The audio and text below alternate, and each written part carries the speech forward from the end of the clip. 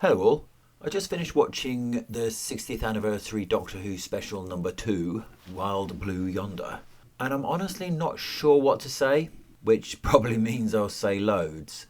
It was fine, but felt lacking and I'm not sure why. Maybe the comedy skit at the start with the race-swapped historical character left me waiting for the other shoe to drop, which apart from a couple of passing moments, didn't really. But overall it just felt flat.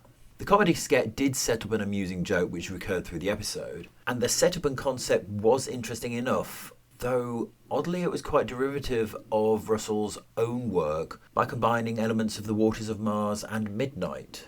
Sadly though, the episode is lacking by that comparison.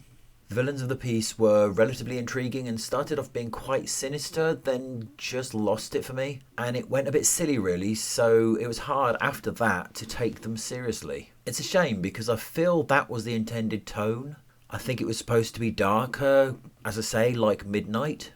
There were a few conversations that were cool, and when Tennant and Tate were in full flow, it was great. But this Doctor is overly histrionic, presumably because it isn't the 10th Doctor. And we've got to bear in mind he's lived hundreds of years since he last saw Donna and has been through a lot, including the flux, which finally gets commented on, though the level of destruction is massively understated.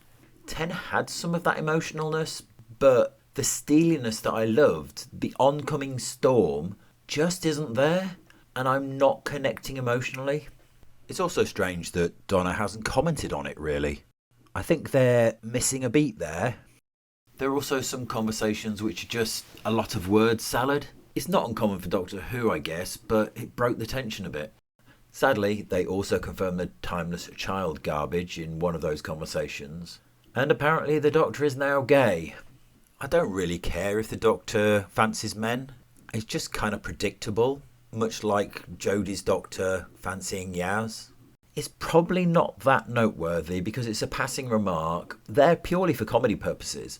Except the Doctor isn't gay. It's already been established that the Time Lords are past such concepts. After all, they changed gender. If anything, in human terms, they're pansexual. So it was just a weird moment in that context. There are also a couple of moments of knocking the Doctor down and self-deprecation, which would normally be fine, except following on from the end of The Star Beast, I don't think it's helpful for the character. Overall it looks pretty, but I do wonder if the extra money went to someone's head because it feels longer than it needs to be and some scenes feel a bit stretched out. So I think it could have done with a bit better pacing at times, certainly to keep that tension they were looking for in place. I'd say overall it was okay, but weirdly hollow, which I'm really not used to with RTD's work, because his work usually has an emotional wallop to it. And I think there were a couple of scenes where they were trying to get that. It just failed for me.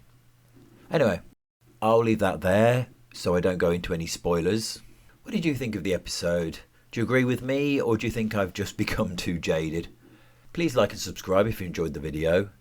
Thank you very much for listening and peace out.